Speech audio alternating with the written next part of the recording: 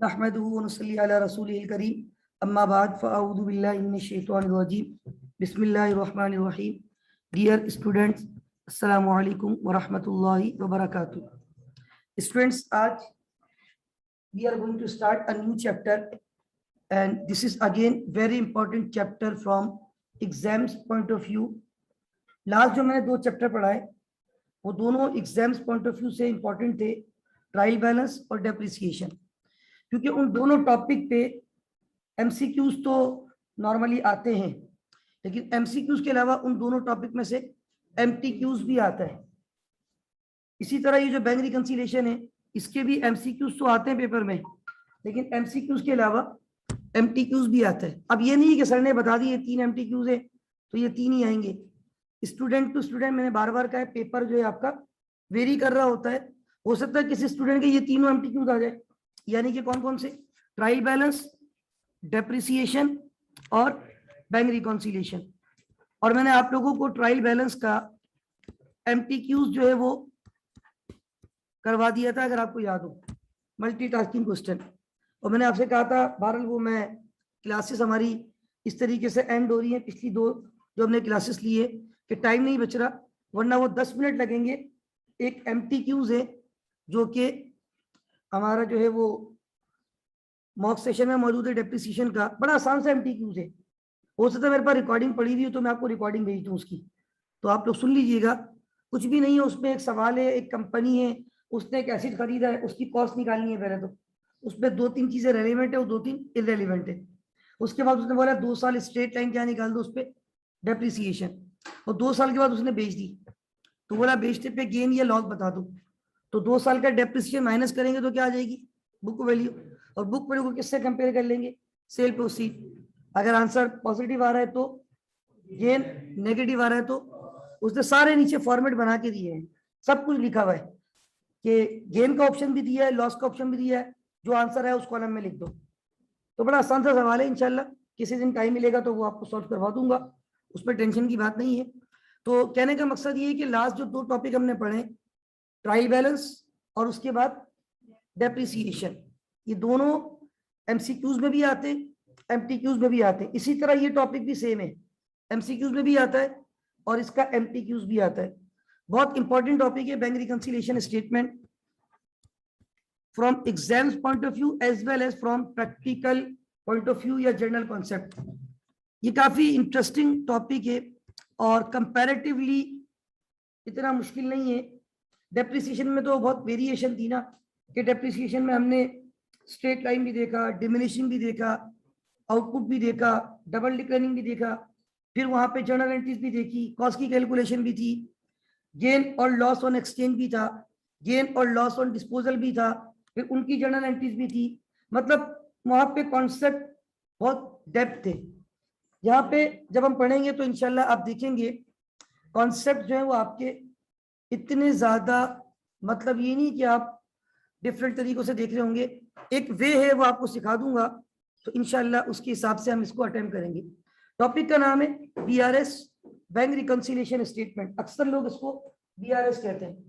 ये जो टॉपिक है ना बीआरएस, या जिसको हम कहते हैं बैंक रिकंसिलिएशन स्टेटमेंट, इस टॉपिक में हमें ये डिस्कस करना है कि हमारे बिजनेस का एक बैंक अकाउंट होता है, हमारे बिजनेस का बैंक अकाउंट होता है। आज के दौर में बिजनेसमैन के लिए बड़ा जरूरी है कि वो बैंक अकाउंट जो है अपना डेफिनेटली मेंटेन करता है, बैंक अकाउंट लेके चलता है, क्योंकि ज्यादातर जो ट्रांजेक्शन है वो बिजनेसमैन किससे कर रहा होता है? चेक के थ्रू।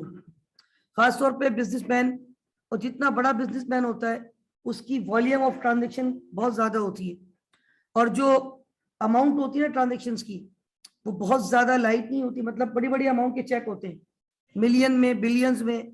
अब मिलियन बिलियन के कैश को कैरी करना क्या आसान होता है? कैश को काउंट करना क्या आसान होता है? उसके लिए आपके प्रॉब्लम होती है, रिस्की होता है। तो बेहतर क्या होता है कि आप किसमें डील करो? चेक में। और चेक में डील करने के लिए आपको बैंक अकाउंट खुलना पड़ता है। तो आज के दौर में बिजनेसमैन बहुत ही रेयर होंगे, ना होने के बराबर होंगे, जो कि अपना बिजनेस का बैंक अकाउंट यूज नहीं करते होंगे। तो बिजनेस बैंक अकाउंट की रिकंसिलिएशन यहाँ पे हम सीखेंगे। Now what is reconciliation? देखिए, आप बिजनेस का जो बैंक अकाउंट खोलते हैं, और ये आपने थोड़ा बहुत पढ़ा भी है, अगर मैं आपको एक याद दिलाऊं कि जब मैंने आपको बिल्कुल बेसिक डबल एंट्री स्टार्ट किया था, और मेरे हैंडआउट का जो पहला क्वेश्चन है जर्नल का, mister Salman started business with cash investment of ₹800,000। अगले दिन सलमान ने 8 लाख में से 2 लाख कहाँ जमा करवा दिए थे? बैंक में। बैंक डेबिट कैश क्रेडिट, फिर वो चेक से भी ट्रांजेक्शन कर रहा था। तो बिजनेस का जो बैंक अकाउंट आप खोलते हैं, उस बैंक अकाउंट की ट्रांजेक्शन 2 जगह पे रिकॉर्ड होती है। एक तो बैंक आपके बिहाफ पे आपका पूरा अकाउंट मेंटेन कर रहा है, पता है आपको ये बात? यानी जो जो चेक आप जमा करवा रहे हो, बैंक आपके स्टेटमेंट पे, बैंक उसको स्टेटमेंट कहता है, बैंक आपका स्टेटमेंट बना रहा होता है। जैसे जैसे आप चेक जमा करवाते रहोगे, बैंक आपके बैलेंस को बढ़ाता रहेगा, और जैसे जैसे आप चेक इशू करते रहोगे, बैंक आपके बैलेंस को कम करता रहेगा। तो एक रिकॉर्ड तो कौन मेंटेन कर रहा है आपके बिहाफ पे?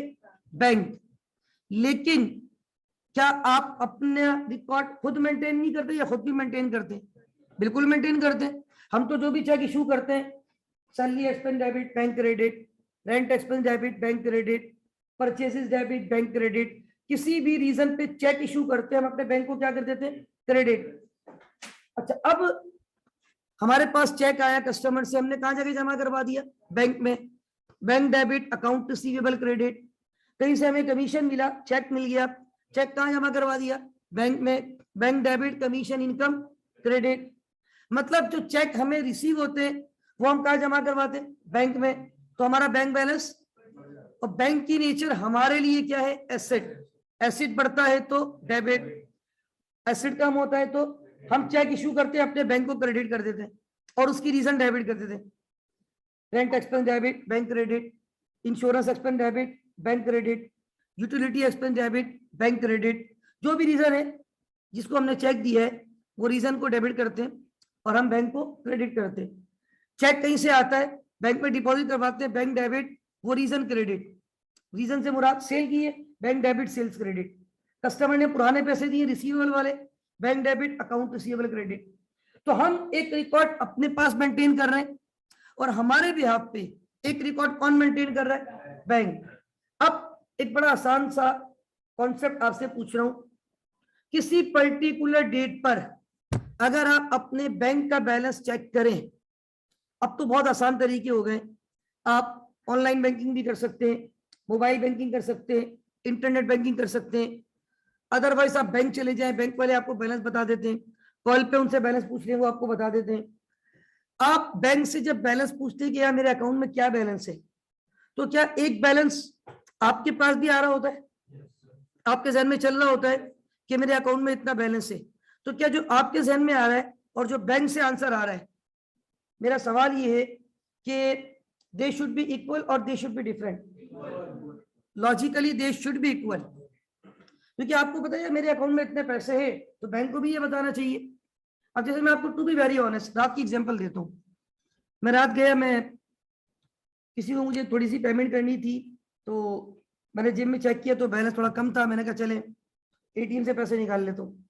मैंने एटीएम से पैसे निकाले, तो टू बी वेरी ऑनेस्ट जब उसने, वो पूछता है आखिर में, डू यू वांट रिसिप्ट? मैंने कहा यस। उसमें बैलेंस बताता है कितना बैलेंस अब है। तो जब मैं रिसिप्ट बैंक से निकाल रहा था ना एटीएम से, तो मेरे घर में एक अमाउंट चल रही थी कितना बैलेंस बताना चाहिए। मैंने देखा वही बैलेंस था, मैंने वही सिर्फ फेंक दी, क्योंकि बैलेंस जो मेरे जहन में था वही आ गया। अगर वो बैलेंस कुछ और बताता तो फिर मैं सोचता यार ये क्या है, कम क्यों हो रहा है? फिर मैं सोचता हो सकता है मैंने कहीं पे शॉपिंग की हो, कार्ड स्वैप किया हो, मैं भूल गया कि मैंने ये ट्रांजेक्शन की। हो सकता है मैंने एटीएम से पैसे निकाले हो, मैं भूल गया कि मेरे जहन में नहीं था। तो इंसान है, बहुत सारी चीजें, सम टाइम आपका रिकॉर्ड और बैंक का रिकॉर्ड आपस में मैच नहीं करता। यानी पहले तो आप ये सुन लें, ये जो टॉपिक हम पढ़ने जा रहे हैं, इसमें हम अपने बैंक अकाउंट की जो ट्रांजेक्शन है उसको 2 जगह पे रिकॉर्ड करते हैं। कितनी जगह पे? एक रिकॉर्ड कौन मेंटेन कर रहा है? बैंक कर रहा है। और दूसरा रिकॉर्ड कौन मेंटेन कर रहा है? कंपनी खुद कर रही है, हम खुद कर रहे हैं। जो आपका अपना रिकॉर्ड है ना, उसको हम कहते हैं कैश बुक। क्या कहते हैं? अच्छा, उसको कैश बुक भी कहते हैं और उसको बैंक बुक भी कहते हैं। क्या कहते हैं? Bank book. और उसको जो है वो बैंक अकाउंट भी कहते हैं। 3 नाम है इसके। क्या क्या कह सकते हैं? कैश बुक, बैंक बुक और बैंक अकाउंट। ये है इंटरनल। ये आपका कौन सा रिकॉर्ड है? इंटरनल, जो आप खुद मेंटेन कर रहे हैं। ये तीनों नाम एक ही हैं, यानी हम जो बोलते हैं ना बैंक डेबिट, सेल्स क्रेडिट, तो ये बैंक अकाउंट का टाइटल यूज करते हैं। दूसरा इसका अल्टरनेट वर्ड क्या है? Bank book. और तीसरा अल्टरनेट वर्ड क्या है? Cash book. ये एक्सटर्नल रिकॉर्ड है या इंटरनल रिकॉर्ड है? Internal record.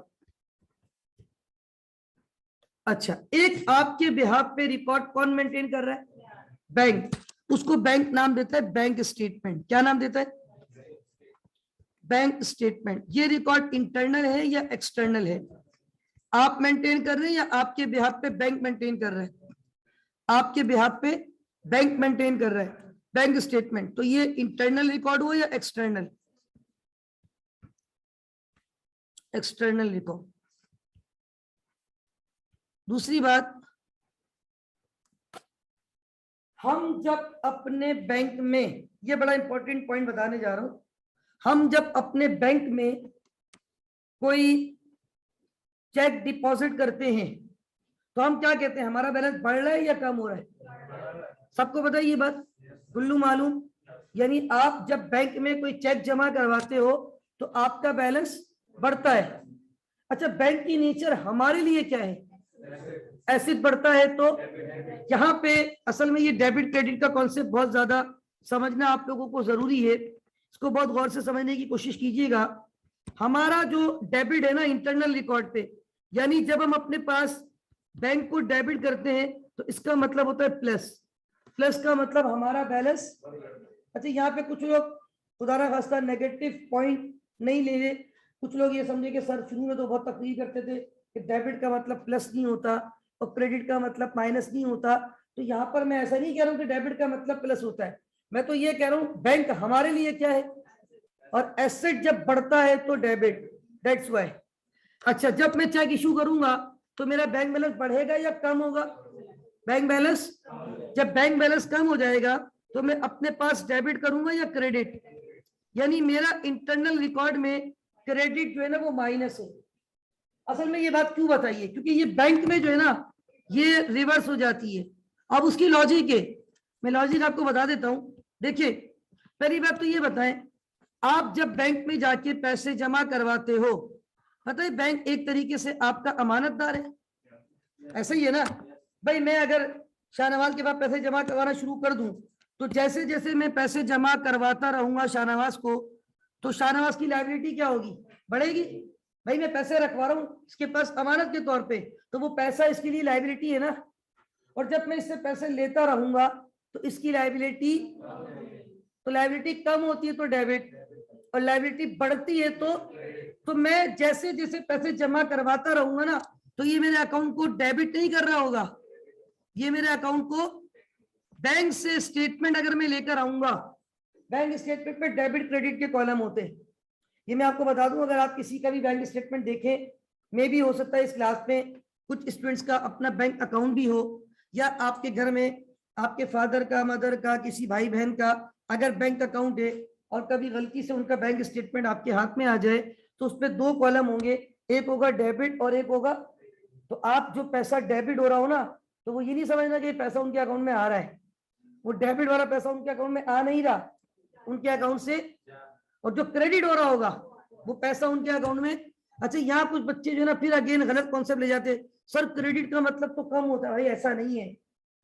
अब वहां बैंक के पॉइंट से देखो, मेरे अकाउंट में अगर आपके अकाउंट में 2 लाख रुपए हो, वो 2 लाख रुपए बैंक के पास आपका पैसा किसके तौर पे रखा हुआ है? अमानत के तौर पे। उसके लिए लायबिलिटी है। आपने 50,000 रुपए निकाल लिए, तो ये बताओ बैंक की लायबिलिटी अभी भी 2 लाख रहेगी? कितनी हो जाएगी? 150। मींस बैंक की लायबिलिटी, तो वो तो बैंक की रिपोर्ट है ना, आपकी रिपोर्ट थोड़ी है।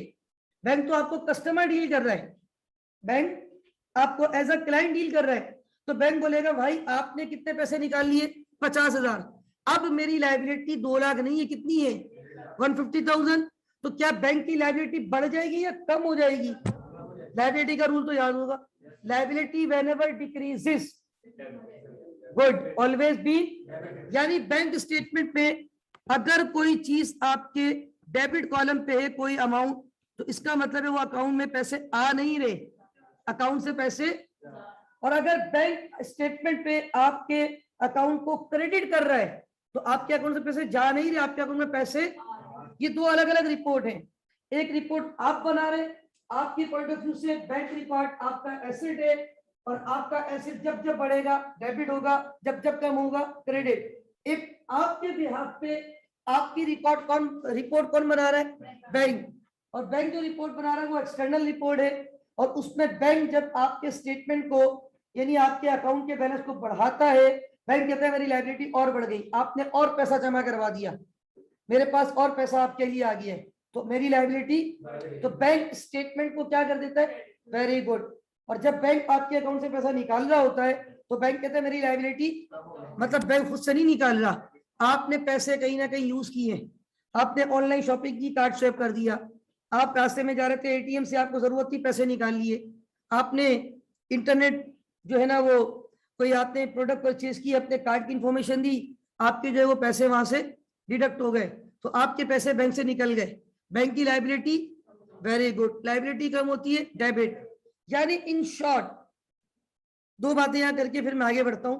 फॉर एग्जांपल आपने एटीएम से पैसे निकाले, जैसे मैंने रात को पैसे निकाले तो मैंने पता नहीं वो डिलीट किया, शायद कर दिया होगा, तो रात मैंने देखा या सुबह मैंने नोट किया कि मेरे मोबाइल पे एक मैसेज आया हुआ था। उस मैसेज पे नॉर्मली बैंक क्या लिखता है कि dear customer your account has been debited, your account has been, अच्छा डेबिटेड, तो मैं तो खुश हो जाऊं यार मैंने तो पैसे निकाले और बैंक बोल रहा है हमने आपके अकाउंट को डेबिट कर दिया है। तो भाई ये डेबिट जो है ना प्लस वाला डेबिट नहीं है, बैंक बोल रहा है कस्टमर भाई आपने जो है ना अपने अकाउंट से 5,000 रुपए निकाल लिए, हमने आपके अकाउंट के बैलेंस को 5,000 से, क्योंकि हमारी लायबिलिटी 5,000 से, liability whenever decreases always be. इसी तरह समटाइम ये होता है आईसीएमए वाले सैलरी अब तो हमें चेक देते हैं, बीच में ये था कि आईसीएमए वाले डायरेक्ट हमारे अकाउंट में चेक जमा करवा देते थे। चेक भी क्या होता है, वो इनकी सामने ये सैसी ब्रांच है, यहीं पे आईसीएमए का अकाउंट है, यहीं पे ज्यादातर फैकल्टीज के अकाउंट है। तो अब ये लोग क्या करते थे अक्सर कि इनके पास हमारा अकाउंट डिटेल मौजूद थी, डायरेक्ट पैसे कहाँ ट्रांसफर कर देते थे? अकाउंट में। तो फिर हमें चेक लेना नहीं पड़ता था, लाइन में जाके या बैंक में जाके चेक को डिपॉजिट नहीं करना पड़ता था, डायरेक्ट बस मोबाइल पे एक मैसेज आता था your customer your salary has been credited into your account, यानी सैलरी आपके अकाउंट में क्रेडिट हो गई है। क्रेडिट का क्या मतलब? खुदा ना खास्ता माइनस हो गई है, आपके अकाउंट में आ गई है। इसी तरह बहुत सारे रीजन है, आपको किसी से पैसे लेने, बड़ा आसान ऑप्शन होता है आज के दौर में, आपने उसको बोला यार मैं आपको अकाउंट नंबर दे रहा हूँ, आप मेरे अकाउंट में ट्रांसफर कर दो, बड़ा आसान तरीका है। वो आपके अकाउंट में जैसे ही पैसे भेजेगा फौरन आपको एक मैसेज आता है your customer your account has been credited with so and so amount, प्यारे कस्टमर हमने आपके अकाउंट को इतने पैसों से क्रेडिट कर दिया है। क्रेडिट का मतलब खुश हो जाए, पैसे आ गए अकाउंट में, गए नहीं है, पैसा आया है।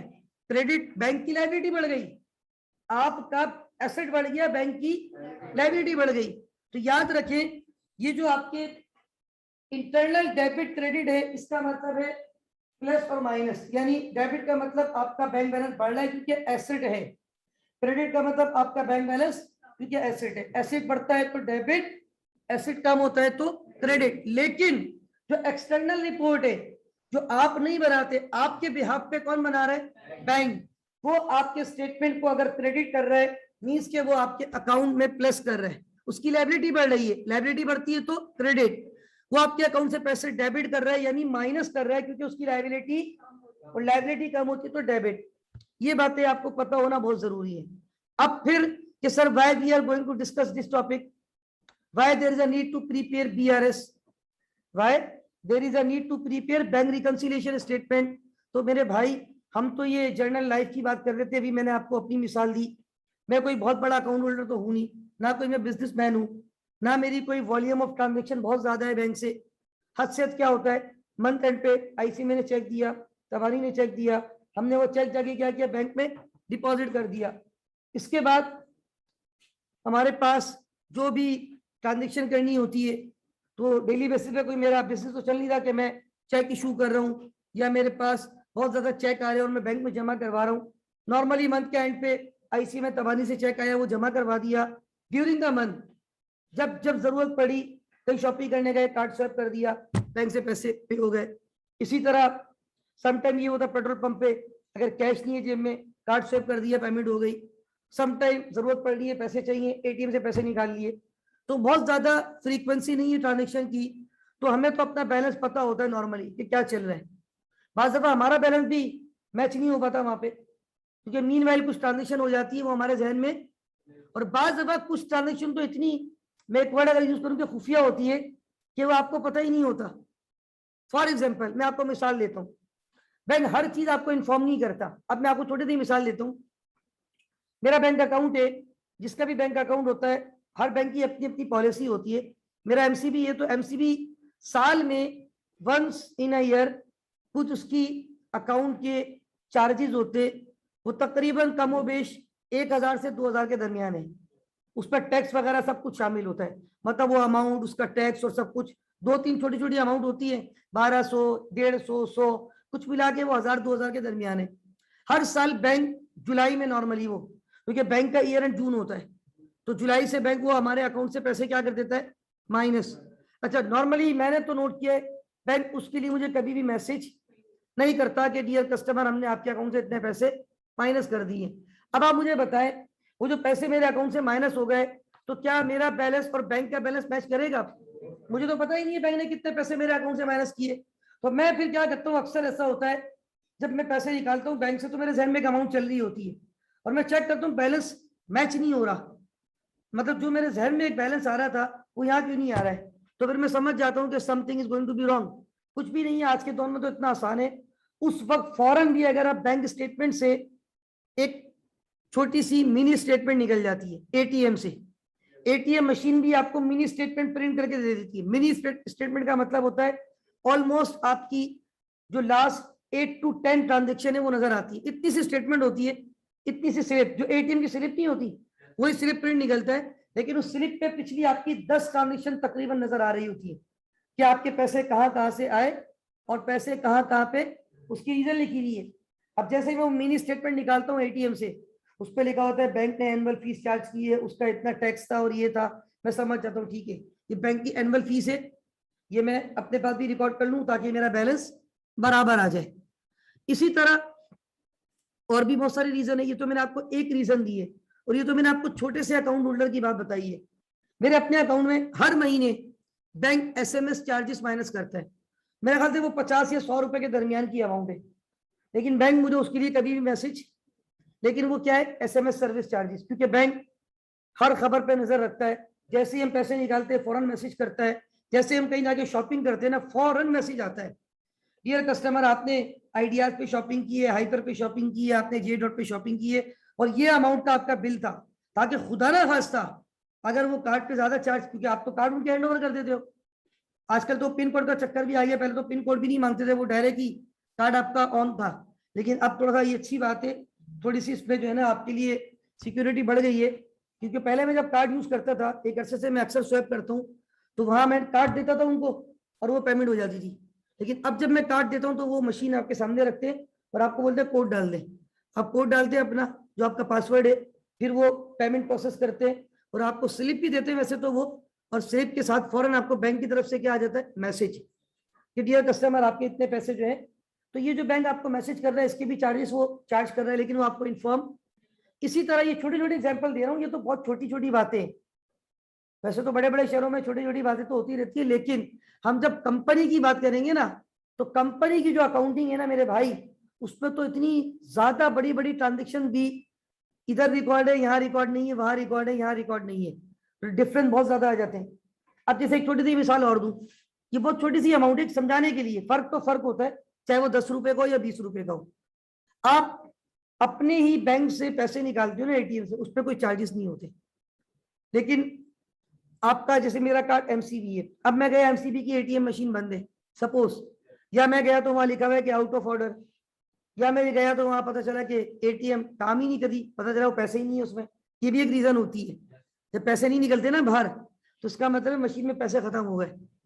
तो बहरहाल फिर हम क्या करते हैं, अगर जरूरत है तो देखते हैं यार आसपास कोई और बैंक है, वहां जाके पैसे निकाल लेते, हालांकि वो एमसीबी नहीं है, लेकिन पैसे निकल जाएंगे। लेकिन वो क्योंकि आपका बैंक नहीं है, वो 15 या 20, पहले 15 रुपए होते तब शायद 20 रुपए हो गए, तो वो 20 रुपए भी आपके अकाउंट से माइनस होंगे, लेकिन वो मैसेज में लिखा हुआ नहीं आता। मेरे पास तो नहीं आता, जितने पैसे निकालता हूँ ना बस वही लिखा हुआ आता है कि dear customer your account has been debited with this, जो मैंने पैसे निकाले, जो उसने बैंक चार्जेस चार्ज किए वो लिखा हुआ। तो ये छोटी छोटी बातें हैं कि बास ट्रांजेक्शन ऐसी होती है जो बैंक के पास तो रिकॉर्ड है लेकिन आपके पास रिकॉर्ड, और बास ट्रांजेक्शन ऐसी भी होती है जो आपके पास तो रिकॉर्ड है लेकिन बैंक के पास रिकॉर्ड। अब इनको हमने रिकंसाइल करना है। What is reconciliation? रिकंसिलिएशन का मतलब होता है कि जब दो चीजें सेम होनी चाहिए लेकिन किसी पर्टिकुलर डेट पर if they are not equal तो we have to check, we have to reconcile. हमें देखना है कि why they are different rather than they should be equal, why they are different. हमें पता है कि लॉजिकली दे शुड बी बराबर, they should be equal, but due to some reason, due to timing difference, ये timing difference होता है जिसको हम टेम्पररी डिफरेंस भी कहते हैं। Now what is timing difference या व्हाट इज टेम्पररी डिफरेंस? असल में होता ये है, अब मैं आपको छोटी सी मिसाल दूं। सपोज करें आज अक्टूबर की 30 तारीख है, सपोज कर ले, सही है। और वैसे मैंने अभी शायद नोट किया अक्टूबर 31 का होता है ना, अक्टूबर की 31 पड़ रही है इस दफा संडे को, ठीक है। अक्टूबर की 31 कब पड़ रही है? संडे को। संडे को बैंक खुला होता है बंद होता है? बंद होता है, वेरी गुड।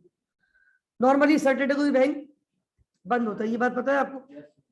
अच्छा, अब सपोज करें फ्राइडे कमिंग जो आएगा, next to next Friday, next to next Friday जो आएगा, यानी 2 हफ्ते बाद जो फ्राइडे आएगा, आज सैटरडे है, एक फ्राइडे आएगा, आज क्या डेट है? आज 16 है, ठीक है ना। अब जो फ्राइडे आएगा उसके बाद जो फ्राइडे आएगा वो 29 है।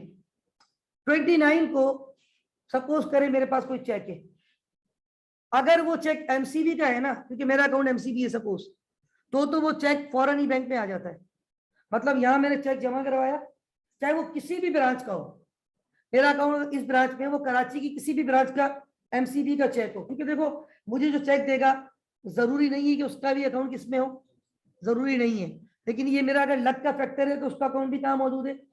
एमसीबी में। अब जैसे मैं आपको मिसाल दूं ना, यहाँ पे आईसी में से नॉर्मली मुझे मंथ एंड पे 2 चेक मिलते हैं, एक हेड ऑफिस का होता है, एक नॉर्थ कैंपस का होता है।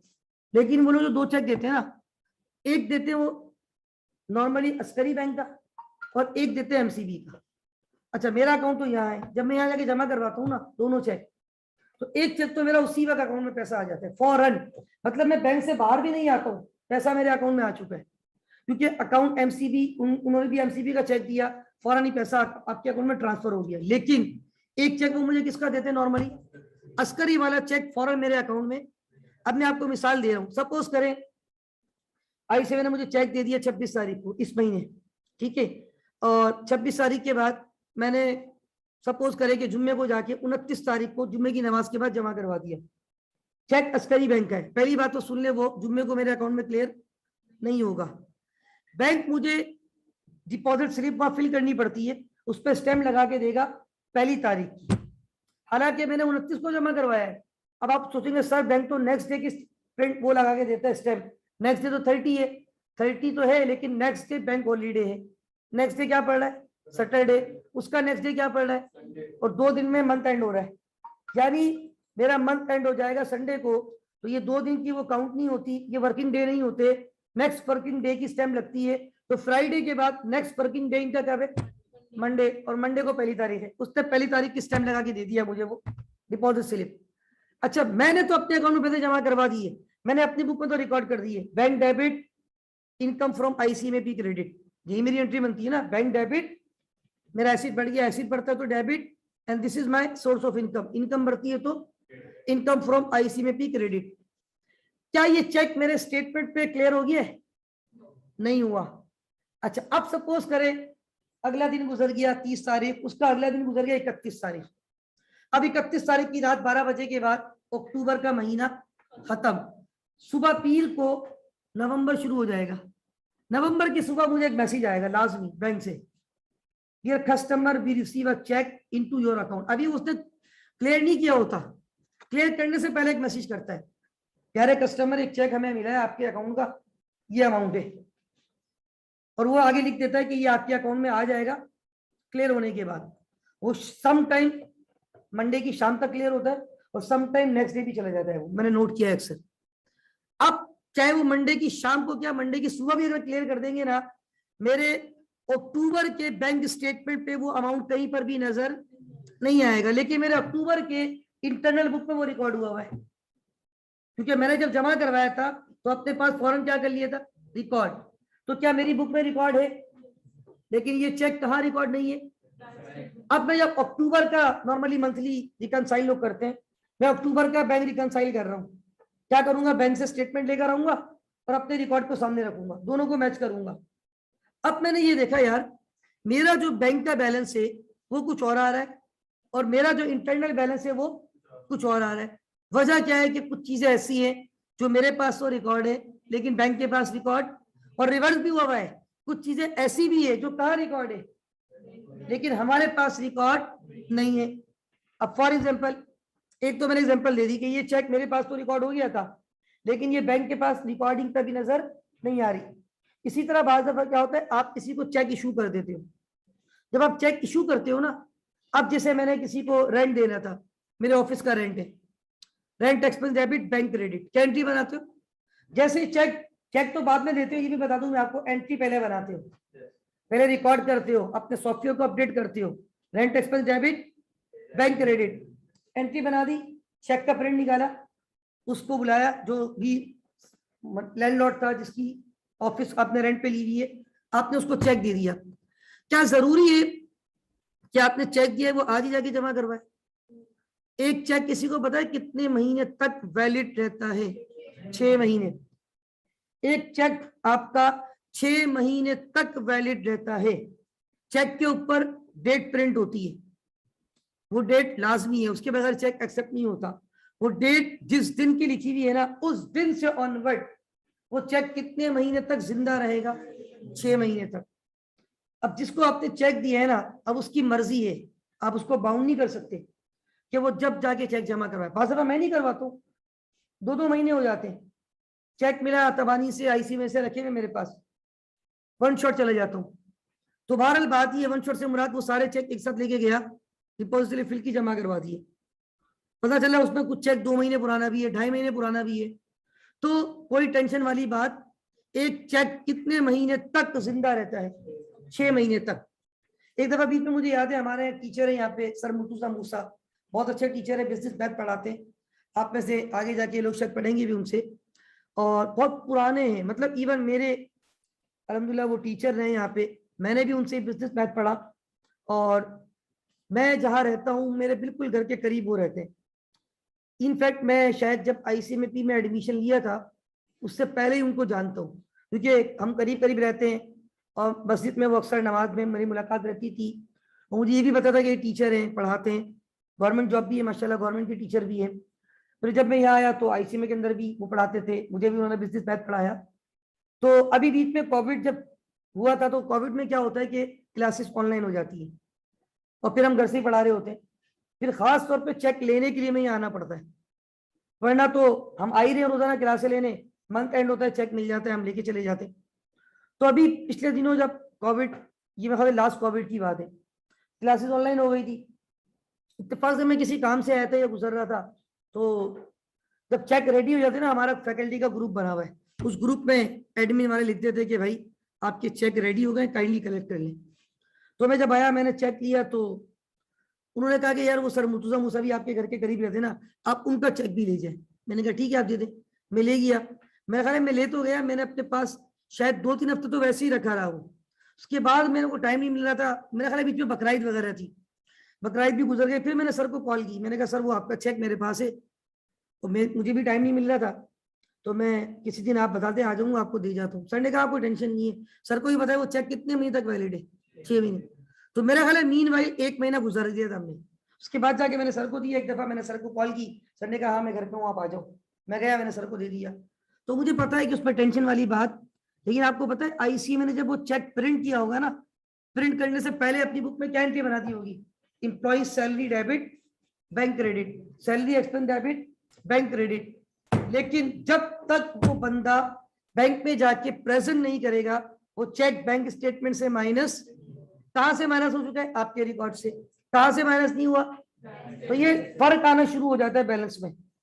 ये मैंने दो आपको वो बातें बताई है कि एक बात आपकी बुक में प्लस हो चुकी है, बैंक में प्लस, जो आपका चेक क्लियर नहीं हुआ था, क्लियरिंग प्रोसेस में था, और एक बात जो आपने इशू कर दिया है, आपके पास से माइनस हो गया है लेकिन वो बैंक में प्रेजेंट नहीं हुआ, तो वो चेक अब तक बैंक से माइनस। अब जरा थोड़ा सा और आगे बढ़ते हैं। कुछ चीजें ऐसी जो बैंक में प्लस भी हो गई है लेकिन आपको नहीं पता। समटाइम पता है क्या होता है, आप बोलते सर वो तो बैंक से मैसेज आ जाता है, बार दफा नेटवर्क प्रॉब्लम भी होती है। हमारी क्लास की मिसाल ले लें, जब हमने सेक्शन स्टार्ट किया था कुछ लोगों को मैसेज नहीं जाता, अक्सर होता है। इवन मैं आपको बताऊं कि कल की बात है, और मैं बार बार कहता हूं मेरी एक आदत है, मैं एग्जाम्पल जितनी भी क्लास में देता हूँ ना, मैं कोशिश करता हूँ 99% वो सच हो, 1% झूठ से मुराद ये होता है कि डमी हो। झूठ नहीं कहते उसको, डमी कहते हैं। जो हम खुद से बनाए ना वो डमी एग्जाम्पल होती है, लेकिन मैं कोशिश करता हूँ रियल एग्जाम्पल दूं। कल की बात है, आपको पता है मैंने पिछले वीक एक सेक्शन ये स्टार्ट किया था, आपकी क्लास के फौरन बाद मैं क्लास लेता हूँ रूम 8 पे नॉर्मली, या कभी सेमिनार हॉल में होती है, वो लेवल 4 की जो है FACR, financial accounting corporate reporting. वो हमने सेक्शन अभी स्टार्ट किया है लास्ट थर्सडे, जिस दिन मैंने आपकी क्लास लेट ली थी, क्योंकि उस दिन पहले दिन मैंने उसको पहली क्लास ली थी, बाकी मैंने उसको सेकंड कर दिया। तो मेरी कल वहां पे कौन सी क्लास थी? कल फ्राइडे था ना, 5वीं क्लास थी।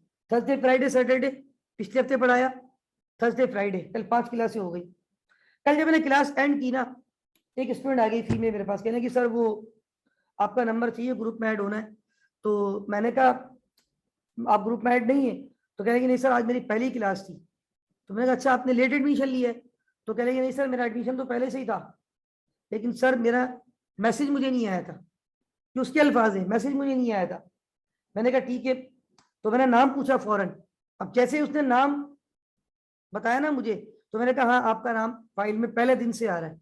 अब जैसे फातिमा इकबाल आप हैं, अब मुझे नाम याद है क्योंकि पहले दिन से इनका नाम आ रहा है, वो एक भी इनकी अब जब से ये आ रही है वो इत्तेफाक से मैं अटेंडेंस कॉल नहीं कर रहा। तो इस फाइल में मैं समझता हूँ कि ये वाहिद है और लाइबा हुसैन की एक प्रेजेंट है, बाकी लाइबा भी मतलब एक तो है जी, ठीक है, इनकी एक प्रेजेंट है और आपकी फिलहाल इस फाइल में एक भी नहीं, लेकिन जब से आप आ रही है वो मैं लगा दूंगा। कि बात ये है कि ऐसे जो स्टूडेंट होते हैं ना जो डेली एब्सेंट है, वो टीचर को याद हो जाता है कि वो अटेंडेंस कॉल कर रहा है कि यार हो सकता है ये या तो इनको पता नहीं है या तो एडमिशन शायद लेने के बाद। बात ये भी होता है कि बंदा एडमिशन एट द टाइम 2-3 जगह अप्लाई कर रहा होता है और ICMA की खाली एडमिशन फीस में एडमिशन हो जाता है, और इतनी ज्यादा 10,000 रुपये आज के दौर में 10,000 रुपये को इतनी बड़ी अमाउंट नहीं है।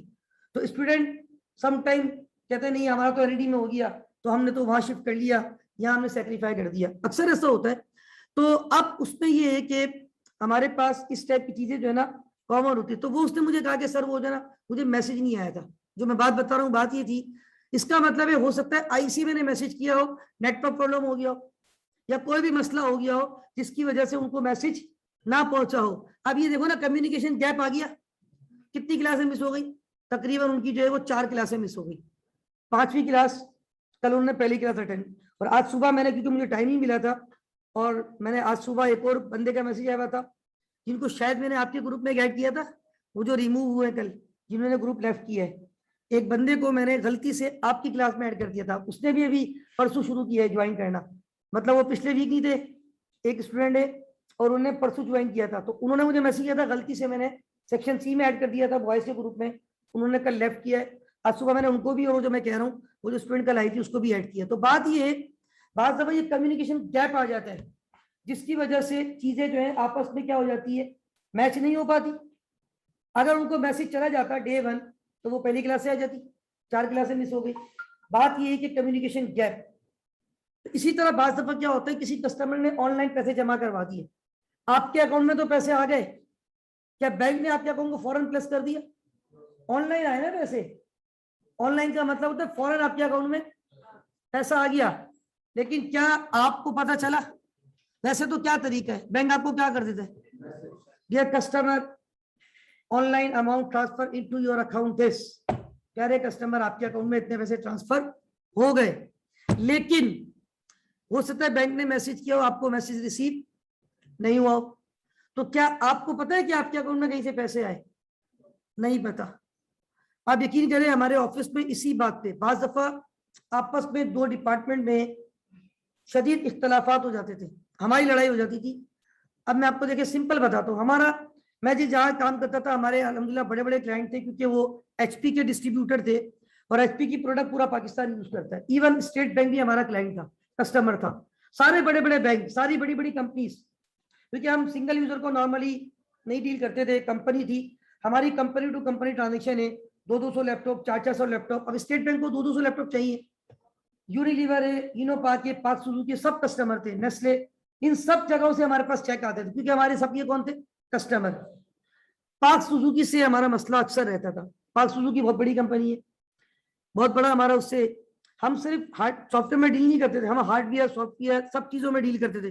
पूरे पूरे एनुअल कॉन्ट्रैक्ट हमारे साइन थे कंपनी से, यानी हमारे इंजीनियर 24/7 की सर्विस देते थे। कभी भी कोई प्रॉब्लम होगी कॉल करेंगे, हमारे इंजीनियर जाएंगे और उनकी चीजें सही करके आएंगे। मंथली एनुअली वो हमें पे करते थे। इसी तरह उनको लैपटॉप खरीदने हमसे लेते थे। पाक सुजुकी से अक्सर हमारा मसला ये रहता था कि पाक सुजुकी वाले क्या करते थे, हमें इन्फॉर्म नहीं करते थे। बगैर इन्फॉर्म किए बड़ी बड़ी अमाउंट, लाखों रुपए की अमाउंट होती थी, वो डायरेक्ट हमारे कंपनी के अकाउंट में क्या करते थे? जमा करवा दिए। अब याद रखें, कंपनी का अकाउंट कंपनी के नाम पे खोला जाता है, और कंपनी एक आर्टिफिशियल पर्सन है, कोई मतलब कंपनी जिंदा शख्स तो नहीं है ना, आर्टिफिशियल पर्सन कहा जाता है।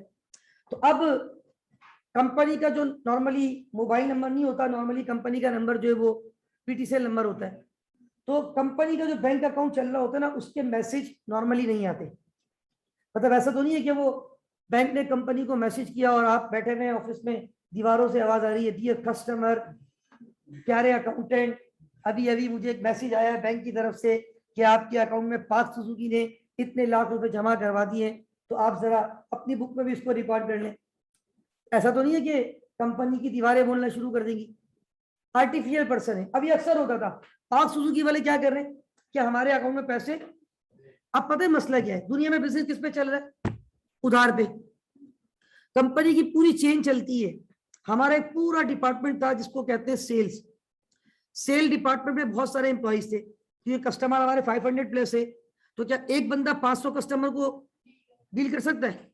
अब हमारे एमडी ने हर सेल पर्सन को कहा था कि अपने अपने क्लाइंट आप खुद देखेंगे, और उन पे एक तो सैलरी तो मिलती थी उनको, सैलरी के अलावा जब वो कलेक्शन करवाते थे ना, उस पर अलग से कमीशन मिलता था उनको। अब हर सेल पर्सन चाहता है कि जल्दी से पैसे आए ताकि मुझे क्या मिले। अच्छा, अब क्योंकि सेंट्रलाइज अकाउंटिंग है ना, तो हमारे जो बिग बॉस थे ना, जो ऑनर थे, वो हर खबर पे नजर रखते थे। अब क्या होता था कि पाक सुजुकी ने पैसे जमा करवा दिए अकाउंट में, हम लोग अकाउंट्स में होते थे, मैं अकाउंटेंट था, हम लोग अकाउंट डिपार्टमेंट था, पूरा हमारी टीम थी। तो ये एंट्री कौन बनाएगा कि बैंक डेबिट अकाउंट रिसीवेबल पाक सुजुकी क्रेडिट, कौन बनाएगा? अकाउंट्स वाले। हमें ख्वाब आएगा या हमें पता चलना चाहिए? एटलीस्ट बैंक हमें कोई इंफॉर्मेशन दे दे। चलो बैंक नहीं दे रहा, पाक सुजुकी वाले हमें ईमेल कर दें कि भाई हमने ये पैसे जमा करवा दिए, आप जरा बैंक से पूछ लो, पैसे अकाउंट में आ गए तो अपने बार रिकॉर्ड कर लो। ना उसने हमें ईमेल की, ना उसने हमें इन्फॉर्म किया, ना हमें बैंक ने बताया, लेकिन पैसे अकाउंट में आ गए। ये बताओ हमारी बुक में वो पैसा अभी भी रिसीवेबल है या हमने उसको एडजस्ट कर दी? अब उसमें होता क्या था, जितना रिसीवेबल डिले होता है ना, मसला होता है फिर वो बॉस, बिग बॉस जो है ना ऑनर, वो सोचता है पैसा क्यों नहीं आ रहा भाई, डूब तो नहीं जाएगा पैसा हमारा। अब वो एमडी साहब देख रहे हैं रिपोर्ट बैठ के अपने घर से या कहीं से भी, सेंट्रलाइज सिस्टम है सारा। बॉस देख रहे हैं यार ये पैसे पाक सुजुकी के इतने सारे रिसीवेबल है, आ क्यों नहीं रहे? बॉस हमें कॉल नहीं करेंगे, बॉस उस सेल पर्सन को कॉल करेंगे जिसका वो कस्टमर है, और बॉस उनको सुनाएंगे बातें कि यार तुम सेल तो करवा देते हो उधार पे, सेल तो हम भी करवा देंगे उधार पे, लेकिन सेल करवाना थोड़ी असल काम है, उसकी क्या करवानी है? कलेक्शन करवानी है। तो आप फॉलो अप नहीं करते, क्या मसला है? पैसे नहीं आ रहे पाक सुजुकी के। अब वो सेल पर्सन को गुस्सा आएगा, वो डायरेक्ट कॉल करेगा पाक सुजुकी को, बोलेगा यार आप तो पैसे नहीं देते हो, बॉस हमें सुनाते हैं। तो पाक सुजुकी वाले पीछे से क्या बोलेंगे, भाई हमने कल तो आपके अकाउंट में। अब उनको गुस्सा आएगा कि अकाउंट वाले जो है ना होश में नहीं होते, सो रहे होते, पता नहीं होता। अब वो हमारा सेल डिपार्टमेंट ऊपर था, हम लोग नीचे, ऑफिस मतलब बहुत 3-4 माशा काफी बिल्डिंग मतलब उनकी थी, तो हम जिस बिल्डिंग में थे ना हम लोग नीचे थे, ऊपर सेल, वो एकदम गुस्से में उतर के नीचे आते थे हमारे पास। अकाउंट वालों को काम करना नहीं आता, बैंक में पैसे आ जाते हैं, इनको पता ही नहीं होता, ये लोग एडजस्ट नहीं करते, एमडी साहब हम पे गुस्सा हो रहे होते हैं। फिर हम जाते थे बैंक को बोलते थे भाई हमें स्टेटमेंट दिखाओ जरा, ठीक है ना। वैसे तो आज के दौर में तो बड़ी आसानी है, आप स्टेटमेंट कहाँ से चेक कर सकते, ऑनलाइन भी। लेकिन वो उस वक्त हम लोग ऑनलाइन यूज नहीं करते थे, हम लोग, ये मैं आज से 10-12 साल पुरानी बात बता रहा हूँ। तो मैं खुद, हमारा बैंक बिल्कुल पूरी कमर्शियल स्ट्रीट थी, ये हमारा ऑफिस, बाहर इतने सारे बैंक, वही हमारा बैंक था मेजर। बहुत सारे कंपनी के अकाउंट थे बैंक में, लेकिन वो मेजर अकाउंट था एचपीएल, जहाँ हमारा पाक सुजुकी का पैसा आता था। अब जैसे ही मैं स्टेटमेंट लेकर आता था ना, बाकायदा स्टेटमेंट में लिखा हुआ होता था ई बैंकिंग पाक सुजुकी। रीजन कि पैसा कहां से आया, ई बैंकिंग, इलेक्ट्रॉनिक बैंकिंग पाक सुजुकी, यानी ऑनलाइन आ गए। फिर हम अपनी बुक में एंट्री बनाते थे। तो अब देखो मसला क्या हुआ, सिर्फ मसला ये हुआ कि हमें कहीं से इंफॉर्मेशन नहीं आई, लैक ऑफ कम्युनिकेशन। वो जो मैंने मिसाल दी ना, रियल एग्जांपल दी है, उस स्टूडेंट को मैसेज नहीं गया, सिर्फ 4 क्लासें बड़ी इंपॉर्टेंट होती शुरू की क्लासेस किसी भी टीचर की, वो मिस हो गई उसकी। तो बहरहाल बात ये है मेरे भाई कि आपका ये जो लैक ऑफ कम्युनिकेशन होता है ना, या कम्युनिकेशन गैप होता है, जिसकी वजह से आपका कंपनी में तो इतना डिफरेंस होता है, इतना डिफरेंस होता है बैलेंस में, आपकी सोच है, आप लोग जाएंगे ना तो मिलियन बिलियंस के फर्क होते हैं। और कोई आम सी बात है, मिलियन बिलियंस के फर्क। मैंने तो बहुत नशे व फराज देखे, मतलब बैंक किसी और तरफ बैलेंस बता रहा होता था, मशरिक, हमारा बैलेंस मगरिब आ रहा होता था, लेकिन उसको भी अल्हम्दुलिल्लाह हम रिकंसाइल करते थे, क्योंकि हम चीजों को फोकस करते थे, हम चेक करते थे, नोट कर लिया करते थे। बहुत सारे मसले होते थे, मतलब ये तो मैं भी 10 मिनट में आपको इंशाल्लाह 15 मिनट में भी एक सवाल आपके सामने रखूंगा, और ये 15 मिनट में बैलेंस बराबर ले आऊंगा इंशाल्लाह। इसमें एग्जामिनर क्या करेगा, आपको 2 बैलेंस देगा, एक बोलेगा बैलेंस किसका है, बैंक स्टेटमेंट का, दूसरा बोलेगा किसका है, आपके घर का, मतलब आपका अपने रिकॉर्ड का। हम कह रहे हैं लॉजिकली दोनों क्या होने चाहिए, लेकिन आपको एग्जामिनर बोलेगा ये दोनों अलग अलग आ रहे हैं, पता नहीं क्यों। फिर वो आपको बोलेगा मैंने ये बातें नोट की है, 6-7 बातें। उन 6-7 बातों को जब हम इधर उधर जाके सही करेंगे, हमारा बैलेंस खुद ब खुद ही क्या आ जाएगा, मतलब 10 मिनट 15 मिनट। लेकिन वहां बैंक हमारे इतने, मतलब फ्रीक्वेंसी होती थी, बाद दफा मैं पूरा पूरा दिन बैठा रहता था, सुबह से शाम तक, इतनी ट्रांजेक्शन होती थी, इतने डिफरेंसेस होते थे, इतने मिलियन बिलियंस के फर्क होते थे, उनको मैं हाईलाइट करता था। बात तो इतने समझ ही नहीं आ रहे पैसे आए कहां से भाई ये, या पैसे गए कहां है। और मैं टू बी वेरी ऑनेस्ट कह रहा हूँ, मैं उसको हाईलाइट करके, बैंक बराबर में था ना, मैं खुद जाता था बैंक, हाईलाइट करके बैंक के पास, या बाद में मैं बिजी होता था, किसी प्यून को भेज देता था। काम में शर्म तो होनी नहीं चाहिए वैसे भी, तो मैं प्यून को भेज दिया करता था कि अगर मैं बिजी हूँ, या मैं खुद चला जाता था बैंक, जाके बोलता था भाई मैंने हाईलाइट किए पैसे अकाउंट में अगर आए हैं, वो डेबिट है तो गए, क्रेडिट है तो, मैं बोलता था भाई इसका मुझे रीजन बताओ, ये पैसे कहाँ से आए, मैं कैसे रिकॉर्ड करूँ, क्या मैं ये बोल दूं bank debit other income credit, this is not other income. भाई किसी क्लाइंट ने दिए का बात तो लिखा हुआ नजर आ जाता था, इलेक्ट्रॉनिक बैंकिंग पाक सुजुकी, मैं समझ जाता था पाक सुजुकी से आए। बात ऐसी डिफरेंट वर्डिंग होती है, समझ ही नहीं आता पैसे कहाँ से आ रहे। और हमारी तो पेमेंट भी ऐसी होती थी ना, क्योंकि हम लोग इंपोर्टर थे, एचपी सिंगापुर से इंपोर्ट करते थे। अब वहां हमारे $200, सॉरी $2 लाख, उतनी बड़ी बड़ी $2 लाख को मल्टीप्लाई करो कितनी बड़ी अमाउंट बनेगी। वो शिपमेंट की पेमेंट होती थी, फिर उसमें एलसी के चार्जेस, उसमें बैंक चार्जेस, और बैंक चार्जेस भी बहुत बड़ी बड़ी, जाहिर सी बात है जितनी बड़ी अमाउंट है उतने चार्जेस भी ज्यादा है। अब वो हम बैंक से पूछते थे भाई ये क्या चार्जेस है, कौन सी एलसी के हैं, कौन से कॉन्ट्रैक्ट के हैं, डिटेल तो दो, अपनी बुक में क्या एंट्री बनाऊंगा, अपनी बुक में मैं बैंक तो क्रेडिट कर दूंगा, डेबिट क्या करूंगा। कल को ऑडिटर आएगा, ऑडिट करेगा, पूछेगा ये पैसे कहाँ गए। ऑडिटर कोई भी चीज पूछ सकता है, ऑडिटर को बिल्कुल राइट है, वो ऑडिट करने आएगा, ऑडिट का मतलब ही क्या है, चेक एंड बैलेंस। आपको एक एक चीज पूछ सकता है, पैसा बैंक में कहाँ से आया भाई बताओ, तुमने ये एंट्री बनाई है bank debit other income credit, कहाँ से अदर इनकम, हमें भी बता दो कहाँ से मिलते इतने पैसे, हम भी इनकम जनरेट कर लेंगे भाई। तो मेरे भाई आपके पास एविडेंस होने चाहिए। मैं बैंक से एविडेंस लेकर आता था, प्रिंट आउट निकाल के देते थे बैंक वाले, उसको बोलते हैं क्रेडिट एडवाइस या डेबिट एडवाइस। क्रेडिट एडवाइस का मतलब ये पैसे आपके अकाउंट में क्रेडिट हुए, और डेबिट एडवाइस का मतलब ये पैसे आपके अकाउंट में कम हुए, डेबिट किए हमने, ये रीजन है, पूरी डिटेल बना के देता था, ये वाला कॉन्ट्रैक्ट, ये वाली एलसी, ये वाले चार्जेस, ये डिटेल। फिर हम बोलते थे हाँ अब सही है, अब हम रिकॉर्ड कर देंगे अपनी बुक में, और कल को ऑडिटर आएगा तो ये दिखा देंगे भाई ये देखो ये हमने बाहर मुल्क में पेमेंट की थी, उस पर ये बैंक चार्जेस, एलसी चार्जेस थे, ये इतने।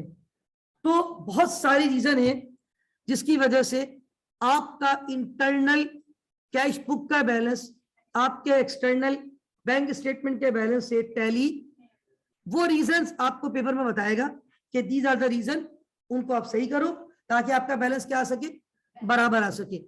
तो ये हम इसको अटेम्प्ट करने जा रहे हैं इंशाल्लाह। कॉन्सेप्ट मैंने आपको दे दिया है, is that any question clear है सबको? ठीक है, तो अब मैं एक सवाल 1 मिनट पहले देख लेता हूँ, फिर आपको वो हम स्टार्ट करते हैं। 1 मिनट होल्ड कीजिएगा। Okay students, basic concepts almost we have discuss, और मोरलेस 1 घंटे के करीब मैंने नोट किया था। तकरीबन 9:01 या 2 मिनट पे मैंने स्टार्ट किया था रिकॉर्डिंग आज की, और तकरीबन 10:01 हो रहे हैं, और अभी 5-10 मिनट पहले मैंने वो रिकॉर्डिंग रोकी थी। तो तकरीबन 1 घंटे के करीब हमने, या पौना घंटा तो कंफर्म हुआ होगा, हमने कॉन्सेप्ट डिस्कस किए बैंक रिकंसिलिएशन के। सारी चीजें मैंने आपको बता दी कि बहुत सारी रीजन होती है। बैंक चार्जेस बैंक माइनस कर लेता है, आपको नहीं पता। बैंक बहुत सारी ट्रांजेक्शन आपके ब्याज पे कर देता है, आपको नहीं पता। कुछ ट्रांजेक्शन आप कर लेते हैं, बैंक को नहीं पता, जिसकी वजह से आपका और बैंक का बैलेंस बराबर नहीं आता। ये आप स्क्रीन पे नाजरीन देख रहे हैं हैंड आउट का क्वेश्चन 1। अभी थोड़ी देर पहले मैंने आपको ग्रुप पे एक पीडीएफ शेयर की है। चैप्टर 16 है हमारा बैंक रिकंसिलिएशन। सीक्वेंस में तो हमारा चैप्टर 16 नहीं है, मैंने कहा था मैं रैंडमली चैप्टर पढ़ाता हूँ, और मुझे पता है कि किस तरीके से चीजों को लेके चलना है। तो वैसे सिलेबस में ही चैप्टर 16 है, और इसकी फाइल मैंने आपको व्हाट्सएप की है अभी, और ये आप देख रहे हैं स्क्रीन पे। उस व्हाट्सएप फाइल का पहला सवाल नजर आ रहा है सबको? ओके, इस सवाल में कंपनी का नाम है अब्दुल रहमान एंड कंपनी। ठीक है, तो हमने क्या करना है, इसका बैंक रिकंसाइल करना है। सबसे पहले रिक्वायरमेंट चेक कर लिया करें कि व्हाट इज एक्चुअली रिक्वायर्ड। कहते हैं प्रीपेयर अ बीआरएस। क्या बनाना है हमें? Bank reconciliation statement as at 30th April. ये आपकी कट ऑफ डेट है, अप्रैल की रिकंसिलिएशन कर रहे हैं। कौन से महीने की, कौन सी डेट पे हाजिर मौजूद हम लोग? अप्रैल 30 2000 ओके 2014। ऊपर सवाल का आगाज कुछ इन अल्फाज के चुनाव से होता है। The accountant of Abdul Rahman and company is very much worried to see significant difference balance between the balance as per cash book and the balance available in the bank. Oh my God, cash book से आवाज आ रही है 2,40,000 रुपए। Bank वाले कह रहे नहीं sir sorry, आपका बैलेंस ना काफी है, यू हैव ओनली 70,000। तो हम परेशान कि यार हमारी बुक तो कह रही है हमारे बैंक में कितना पैसा होना चाहिए। बैंक वाले कह नहीं सर सॉरी, आपके अकाउंट में सिर्फ कितना बैलेंस है। याद रखना, ना तो आपका बैलेंस सही होगा, असल बैलेंस कुछ और ही होगा जो बराबर आएगा इंशाल्लाह भी। डिस्पाइट हिज बेस्ट एफर्ट, वो जो बेचारा जूनियर अकाउंटेंट है ना, वो अकाउंटेंट जो है वो, उसने अपनी बड़ी कोशिश की, but he could not prepare BRS. फिर वो कहते हैं कि हिज सीनियर, उसके जो सीनियर हैं, while reviewing bank reconciliation statement noted the following. उन्होंने बोला यार ये 7 चीजें आपने एडजस्ट नहीं की। 1 2 3 4 5 6 7। अब इसका फॉर्मेट क्या है? बेसिकली यहाँ पे मैं अटेम्प्ट करूंगा इसको। मैंने यहाँ पे लिखा हम कौन सा सवाल अटेम्प्ट करने जा रहे हैं? Question number 1। हम अब्दुल रहमान एंड कंपनी का बैंक रिकंसिलिएशन बनाने जा रहे हैं।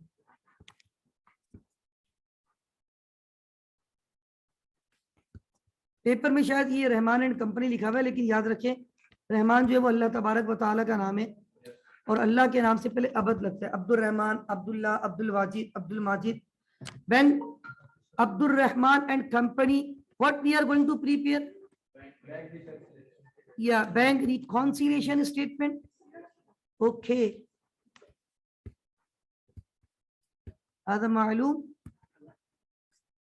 माफी मालूम, कुल्लू मालूम। Bank reconciliation statement as at 30th April 2014, as at 30th April 2014। 3 column होते हैं, आप कॉलम बनाए नहीं बनाए मैं देख लूंगा बाद में, शायद चले अगर आप कहते तो मैं कॉलम बना ही देता हूँ। मैं ड्राइंग ऑप्शन है ना मेरे पास। यस, एक फॉर्मेट मैंने स्केच कर दिया ताकि आपको ये जरा अच्छे तरीके से समझ आ जाए। बस इतना ज़्यादा डिटेल से कोई वो टेंशन की बात नहीं है। और यहाँ पे मैंने पहला कॉलम जो है वो यहाँ पे ऐड लेस लिखा जाता है, वो इसलिए मैं एक छोटा सा कॉलम बना रहा हूँ। क्या चीज़ प्लस होगी और क्या चीज़ माइनस होगी, नंबर 1। नंबर 2 जो बड़ा इंपॉर्टेंट कॉलम है वो है डिस्क्रिप्शन, और आखिरी के 2 कॉलम डेबिट क्रेडिट नहीं है, एक कॉलम है कैश बुक और एक कॉलम है bank statement. Cash book internal है और बैंक स्टेटमेंट राइट। अब यहाँ पे देखिए मैंने एक छोटा सा फॉर्मेट आपके सामने रखा, और इस फॉर्मेट पे यहाँ पे खास तौर पे डिस्क्रिप्शन, और ये है कैश बुक का कॉलम, और ये है हाजा बैंक स्टेटमेंट राइट। और हमारी जो करेंसी है वो क्या है, पाक रुपीस, सही है। सबसे पहले बैलेंसेस लिखेंगे यहाँ पे जो सवाल में गिवन है। हमने देखा यार बैलेंस तो बड़े अजीब दिए हुए, मतलब हमारी कैश बुक वाले कह रहे हैं हमारा बैलेंस कितना होना चाहिए, 2,40,000। बैंक वाले कह रहे नहीं सर 70,000 का डबल भी करता हूँ तो 1,40,000। हम तो कह रहे नहीं 2,40,000। हाँ तो मतलब 3 टाइम से भी ज्यादा है, वो 2,10,000 होते हैं, तो 4 टाइम के करीब है ये, ठीक है ना। अब हम क्या करें, हम ये देख रहे हैं कि यार क्या रीजन है। 1 बाय 1 इन रीजन को मैं अटेम्प्ट करूंगा, और जो नॉन कॉमर्स है या कॉमर्स वाले भी ये कोशिश करें राइट नाउ स्टॉप राइटिंग करें, और कुछ लोगों ने तो बैग भी नहीं खोले, और stop talking, just try to understand right. बस समझने की कोशिश करें कि हम क्या डिस्कस करने जा रहे हैं, ठीक है। अच्छा, अब पहली जो ट्रांजेक्शन है, पहली रीजन है, कहते हैं इश्यू चेक्स टोटलिंग 25,000 वर आउटस्टैंडिंग। देखिए एक बात तो ध्यान में रखिए कि बिकॉज के today we are going to start a new chapter, तो न्यू चैप्टर जब भी हम स्टार्ट करते हैं तो उसमें कुछ चीजें डेफिनेटली शुरू में आप लोगों को शायद थोड़ा सा प्रॉब्लम करेगी, लेकिन इंशाल्लाह with the passage of time, मैं अगर नॉन कॉमर्स यहाँ बैठे हुए हैं अगर वो पढ़ लें डे 1 से, मैंने अब तक कितनी क्लासें ली है, और मैं पूरी कोशिश करता हूँ आपको वो सारी क्लासेस का काम जो है पीडीएफ भी भेज रहा हूँ, रिकॉर्डिंग भी दे रहा हूँ, तो अब आपके एंड पे भी कुछ जिम्मेदारी होती है कि आप लोग चीजों को पैरेलल लेके चलें। तो अगर आप डेली बेसिस पे पढ़ते हुए आ रहे हैं तो आप नोट करें, शुरू में आपको बहुत प्रॉब्लम होती होगी कि किस चीज को डेबिट करना है जज़ाकल्लाह और किस चीज को क्रेडिट करना है। हाँ, ये कौन सी, ठीक है जज़ाकल्लाह। तो आपको ये देखना है कि कौन सी चीज आपने डेबिट करनी है और कौन सी चीज आपने, तो शुरू में आपको प्रॉब्लम होती थी बहुत ज्यादा, लेकिन आपने जब प्रैक्टिस की होगी तो प्रॉब्लम इंशाल्लाह आपकी दूर हो गई होगी। तो इसी तरह यहाँ पर भी शुरू में आपको कुछ चीजें समझने में थोड़ा सा समय लगेगा, लेकिन इंशाल्लाह आप चिंता नहीं कीजिएगा, चीजें आपको बहुत क्विक बेसिस पे क्लियर हो जाएंगी राइट। अब यहाँ पे पहली ट्रांजेक्शन मैंने हाईलाइट की, इश्यूड चेक्स टोटलिंग 25,000 पर आउटस्टैंडिंग। अब इसका मतलब क्या होता है, आउटस्टैंडिंग चेक का मतलब होता है चेक मैंने तो इशू कर दिया, लेकिन मैंने शाहनवाज को चेक दिया है, शाहनवाज ने ये चेक अब तक बैंक में जाके प्रेजेंट, अब तक बैंक में जाके प्रेजेंट, तो मैंने तो इशू कर दिया ना। जब मैंने इशू किया होगा तो मैंने अपनी कैश बुक में बैलेंस को प्लस किया होगा या माइनस, चेक मैंने इशू किया है। तो भाई अगर आप लोगों के पास कोई ऐसी नॉलेज है, कोई ऐसा बैंक है जो जितने चेक इशू करे आपके अकाउंट को प्लस करता है, तो मेरा अकाउंट भी मैं खुलवा दे, मैं पढ़ाना छोड़ दूंगा, सारा दिन बैठ के चेक इशू करता रहूंगा। इधर मैं चेक इशू करते जाऊंगा और अल्हम्दुलिल्लाह बैलेंस बढ़ता जाएगा। तो ऐसा नहीं होता, चेक इशू का मतलब है आपके अकाउंट से बैलेंस क्या हो जाएगा, माइनस। तो चेक इशू का मतलब आपके अकाउंट से बैलेंस माइनस हो जाएगा। तो जब आपके अकाउंट से बैलेंस माइनस हो जाएगा तो इसका मतलब ये है कि हमारे पास बैंक से भी बैलेंस क्या होना चाहिए था, माइनस, लेकिन ये आउटस्टैंडिंग है। What do you mean by outstanding है, ये चेक अब तक बैंक तक नहीं पहुंचा, इस चेक की खबर बैंक तक नहीं पहुंची। भाई फॉर एग्जांपल आपके अकाउंट में 2 लाख रुपए थे, आपको एक बंदे को 25,000 रुपए देने थे, आपने 25,000 का चेक लेके उसको दे दिया। अब आप क्या कह रहे हैं आपके अकाउंट में कितने पैसे, 1,75,000, लेकिन वो बंदा जब तक चेक लेके बैंक नहीं जाएगा, बैंक से जब जब आप पूछोगे बैंक बोलेगा आपका बैलेंस 2 लाख है। कितने महीने का टाइम है उसके पास, 6 महीने का। अगर 5 महीने भी गुजर गए और 5 महीनों तक वो चेक लेके नहीं गया और आपने उन 5 महीनों में कोई और ट्रांजेक्शन की ही नहीं है, तो 5 महीनों तक आपका बैलेंस कितना आ रहा होगा, बैंक कितना बता रहा होगा। ये तो एक रीजन है, अब पता नहीं कितनी रीजन होती है ऐसी। तो अब हम ये करते हैं जब रिकंसिलिएशन बनाते हैं ना, रिकंसिलिएशन का मतलब होता है मसलों को हल करना। तो हम बोलते हैं अच्छा ठीक है यार, ये है आउटस्टैंडिंग चेक, इसका एक और नाम होता है अनप्रेजेंटेड चेक। क्या नाम होता है? ये ऐसा चेक है जो बैंक में अब तक प्रेजेंट यानी हाजिर नहीं हुआ, बैंक में एब्सेंट आ रहा है। प्रेजेंट का अपोजिट क्या होता है? एब्सेंट। तो ये एब्सेंट चेक है, और एब्सेंट को हम क्या कह सकते हैं? अनप्रेजेंट। अब जैसे मैं देख रहा हूँ आज बहुत सारे बच्चे एब्सेंट है, इसका मतलब है दे आर अनप्रेजेंट। ठीक है, तो याद रखें अनप्रेजेंटेड चेक, आउटस्टैंडिंग चेक एक ही बात है। ऐसा चेक जो कहां से माइनस हो चुका है, कहां से माइनस नहीं हुआ। So we have to deduct this from bank statement as well, क्योंकि आज नहीं तो कल, कल नहीं तो परसों शाहनवाज भाई जैसे ही बैंक जाएंगे, बैंक फौरन मेरे अकाउंट को 25,000 से, तो क्यों ना मैं आज ही कम करके चेक कर लूं अपने पास। ये 70,000 आपको नजर आ रहा है, तो आप में नहीं ना कि 70,000 है, आप 70, यानी अगर आपको बैंक से 2 लाख रुपए नजर आ रहे हैं, तो क्या आप खुश होंगे मेरे बैंक में 2 लाख रुपए? नहीं, आप बोलेंगे नहीं मेरे बैंक में कितने। तो आप 2 लाख में से कितना माइनस करोगे अपने माइंड में? 25। तो आप बोलोगे ठीक है बराबर आ गया, ऑल इज वेल। ये एक वर्किंग पेपर है, समझ लें आप। ये रियल अकाउंटिंग ऐसा नहीं है कि आपके कहने से बैंक माइनस कर देगा। बैंक तो उस वक्त माइनस करेगा जब ये बंदा चेक लेके बैंक जाएगा, लेकिन हम इसको वर्किंग पेपर में चेक कर रहे हैं कि यार जब ये चीजें हो जाएंगी सारी, तो क्या मेरा बैलेंस बराबर आएगा या नहीं आएगा, ये चेक करने जा रहे हैं। Is that clear? उसके बाद मैं इनकी कुछ वर्डिंग भी लिखवाऊंगा, अभी थोड़ा टाइम कम है। मैं ये लिखवाता हूँ सर क्लास में कि आउटस्टैंडिंग चेक का मतलब क्या है। मतलब मैं ये लिखवा देता हूँ, check issued and recorded by the company not shown in the bank statement. Check issued and recorded by the company not shown in the bank statement. अगली ट्रांजेक्शन डिपॉजिटेड चेक। अच्छा, चेक डिपॉजिट कराऊंगा तो मेरा bank balance बढ़ना चाहिए, कम होना चाहिए?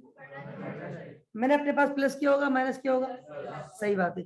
Deposited cheque amounting to ₹55,000 work still uncollected. Bank ने मेरे अकाउंट में उसको कलेक्ट नहीं किया, यानी बैंक ने मेरे अकाउंट में उसको क्लियर, तो बैंक खुदा ना खासा बदमाशी नहीं कर रहा होगा, ये आपने आखिर में जमा करवाया होगा। मतलब आपने 30 तारीख को जमा करवाया, वो पता चला अगले दिन वो छुट्टी आ गई, छुट्टी नहीं भी आई, 30 तारीख को भी जमा करवाया, सेम बैंक का नहीं था वो, 30 तारीख को जो 30 तारीख तक का बैलेंस है उस पर वो अमाउंट नजर कलेक्टेड है या अनकलेक्टेड है? बैंक ने मेरे अकाउंट में प्लस कर दिया या नहीं किया? मैंने डिपॉजिट किया है, जब मैं डिपॉजिट करूंगा तो अपने अकाउंट में, हाँ। अब जैसे फॉर एग्जांपल आपका 2 लाख बैलेंस है, बैंक से पूछा ऑल इज वेल, बैंक ने कहा सर आपका बैलेंस 2 लाख है, आपके पास भी 2 लाख था, आपने 50,000 का चेक जमा करवा दिया। अब आप क्या बोल रहे हो, कितने पैसे? लेकिन बैंक ने वो उस दिन आपके अकाउंट में क्लियर, और शाम को 12 बजे वो महीना खत्म हो गया, और आपने सुबह सुबह पूरे महीने का स्टेटमेंट प्रिंट निकाल लिया, तो क्या उस स्टेटमेंट पे वो बैंक 2.5 लाख बता रहा है? कितने बता रहा है? आप कितने बोल रहे हो? आप बोल रहे हो अच्छा मैं समझ गया, वो चेक मैंने कल जमा करवाया ना, वो बैंक में अब तक क्लियर, तो वो बैंक में अब मैं क्या कर दूं, जाके ऐड कर दूं अनक्लियर चेक। क्या बोलते हैं? ऐसा चेक जो आपके बैंक में अब तक ऐड, अब तक क्लियर, कहां पर ऐड हो चुका है, तो हम कहां पर ऐड कर देंगे, ये हमने लेस किया था और हमने ऐड, और रीजन सुन लें। पहला वाला चेक हमारी कैश बुक से लेस हो चुका है, तो बैंक से भी लेस होगा। दूसरा वाला चेक हमारे कैश बुक में ऐड हो चुका, तो बैंक में भी ऐड होगा।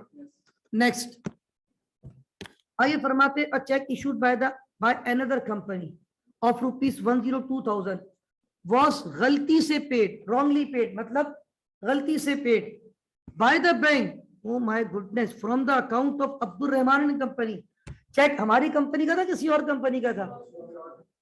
वो अब्दुल रहमान के बजाय अब्दुल रहीम कंपनी का होगा।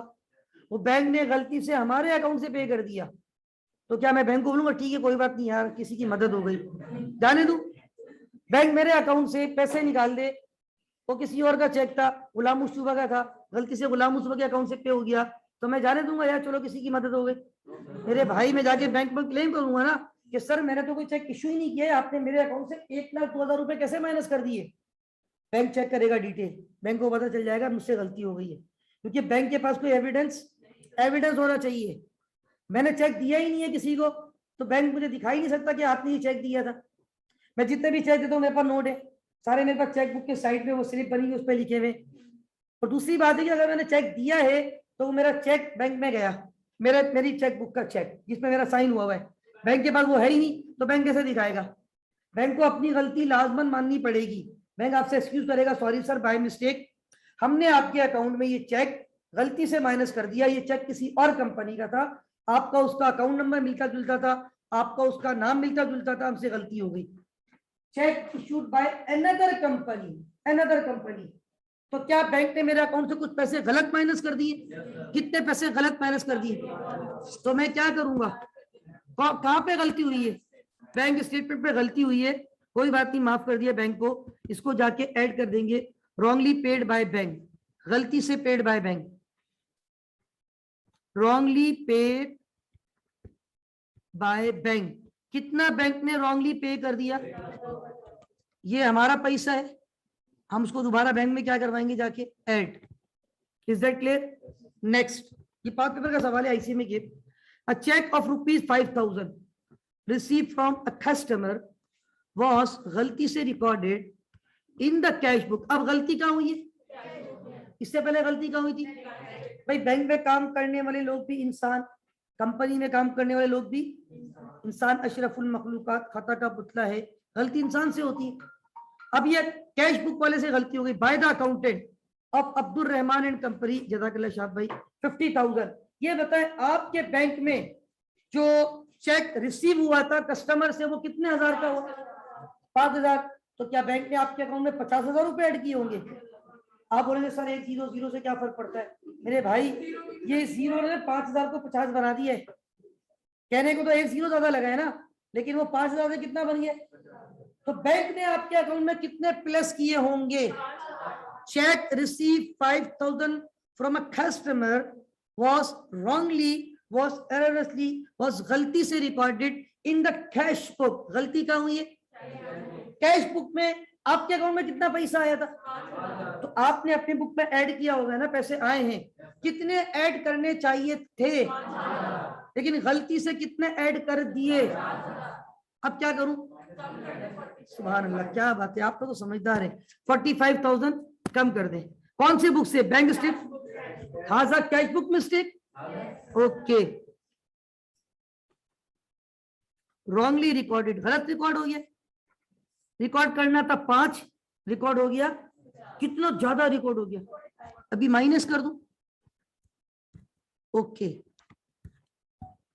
नेक्स्ट आगे फरमाते हैं, rent of ₹12,000 paid by the bank on standing instruction. आपने बैंक को इंस्ट्रक्शन दी थी, ये मेरे प्रॉपर्टी रेंट पे लिए, हर महीने मेरे बगैर पूछे, हाजा स्टैंडिंग ऑर्डर, मैंने ऑर्डर दिया हुआ था कि मेरे अकाउंट से कितने पे कर देना। Not recorded in the cash book, वो कैश बुक वाला सो रहा है, आपकी कंपनी वाला सो रहा है, उसको पता ही नहीं है बैंक ने आपके अकाउंट से कितने पैसे पे कर दिए। पेड बाय द बैंक, हाजा मौजूद, rent of ₹12,000 paid by the bank. तो कहाँ रिकॉर्ड हो चुका है, कहाँ रिकॉर्ड नहीं हुआ? तो आपका बैलेंस बढ़ना चाहिए, कम होना चाहिए? पक्की बात है। Rent paid by the bank, how much? Plus कर दूं या माइनस? पक्की बात है, कुल्लू मालूम। नेक्स्ट आगे फरमाते हैं, क्या फरमाते हैं, मार्कअप ₹3,000। मार्कअप पता है बोलते? सूद को, इंटरेस्ट, कुल्लू हराम, अल्लाह सबको बचाए, राइट। मार्कअप कहते हैं सूद को।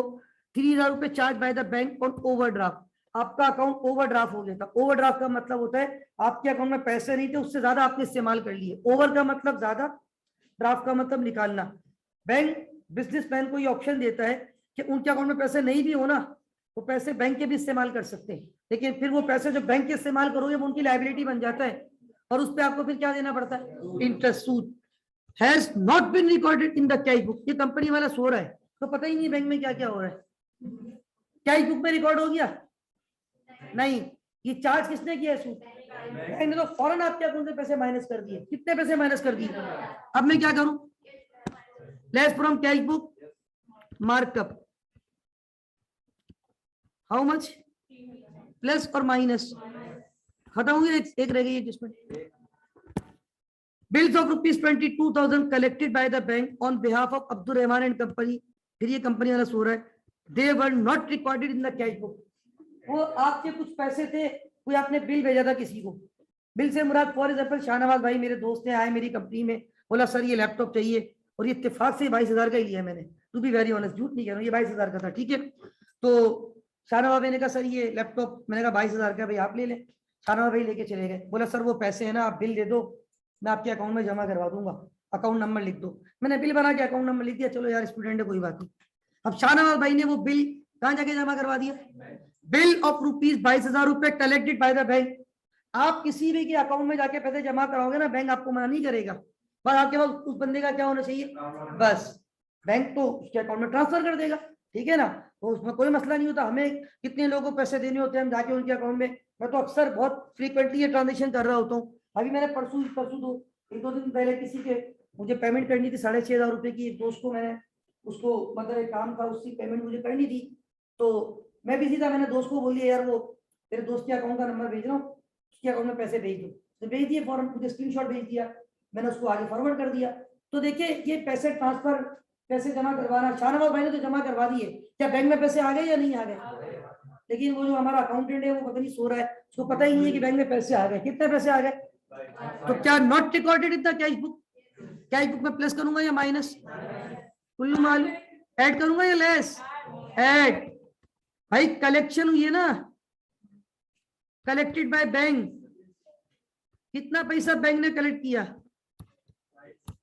22,000, 22,000। अब आप एक काम करें, ये प्लस माइनस करें दोनों कॉलम को, आंसर आपका इंशाल्लाह इक्वल आ जाएगा। किस किस को प्लस माइनस करेंगे, दोनों कॉलम को, टॉप टू बॉटम जाए, ब्रैकेट का मतलब माइनस होता है, ये बात तो पता है ना सबको।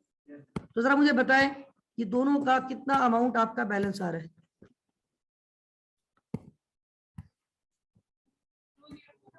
बोथ साइड, दोनों साइड का कर लिया जी, मुझे याद है आंसर सही है, ये चेक कर ले आप लोग, यही आ रहा है मुझे पता है इंशाल्लाह, क्योंकि मैंने चेक किया हुआ है। 202,000 बोथ साइड पे आना चाहिए और पॉजिटिव आ रहा है, इसको बोलते हैं A B, not A B de Villiers, this is adjusted balances. What is A B, adjusted, जो ऊपर बैलेंस था वो एडजस्टेड नहीं था, वो अनएडजस्टेड था। शुरू में देखो कंपनी वाले कह रहे थे 2,40,000, बैंक वाले क्या बदमाशी कर रहे थे, कितना पैसा बोले थे, वो हमारे अकाउंट में पता नहीं किस किस के चेक पे कर रहे हैं, तो बात में पता चला आखिर में हमारा असल बैलेंस कितना है, हम करीब करीब थे, फिर भी हम 2,40,000 मांग रहे थे, लेकिन चलो फिर भी कितना बैलेंस है, this is the actual answer, ठीक है। और थोड़ा सा और कॉन्सेप्ट डिस्कस करना है, हो सकता है मैं अभी आपको एक होमवर्क भी दे रहा हूँ।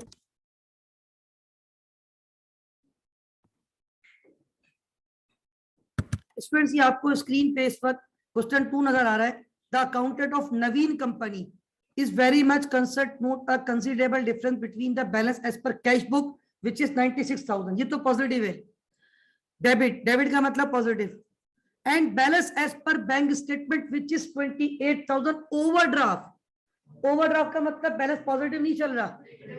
अब यहाँ देखो आपकी कैश बुक वाले कह रहे हैं हमारे अकाउंट में कितना पॉजिटिव बैलेंस है, बैंक वाले बोले नहीं सर सॉरी आपके अकाउंट तो माइनस पे चल रहा है, कितना माइनस पे चल रहा है, यानी जो मैंने ऊपर टॉप पे दो भी बैलेंस लिखे थे, अभी एक लिखा था 2,40,000 पॉजिटिव और बैंक वाले उस वक्त पॉजिटिव कह रहे थे, वो था 17,000 पॉजिटिव, लेकिन अब आप स्टार्ट करोगे ना, कैश बुक का बैलेंस तो रखोगे 96,000 डेबिट है पॉजिटिव, बैंक स्टेटमेंट का बैलेंस किस पे रखोगे, यानी वो माइनस से स्टार्ट होगा, बाकी सारी ट्रांजेक्शन कुल्लू सेम, बिल्कुल सेम है ये सवाल, इसलिए मैं होमवर्क देता हूँ, बिल्कुल सेम है, कोई भी फर्क, सिर्फ वैल्यूज चेंज है, वही देखिए आउटस्टैंडिंग, अनकलेक्टेड, वो नवीद कंपनी का चेक नवीन कंपनी से एडजस्ट हो गया, गलत हो गया ना, नवीद कंपनी, हमारी कंपनी नवीन है, नवीद नहीं है, उसके बाद वही देखिए 2,000 आए तो 20,000 लिख दिए, रेंट हमने रिकॉर्ड नहीं किया, मार्कअप हमने रिकॉर्ड नहीं किया, शाहनवाज भाई ने 8,000 से जमा करवा दी लैपटॉप के, वो हमने रिकॉर्ड, सेम सवाल है, ताकि आपकी प्रैक्टिस हो जाएगी।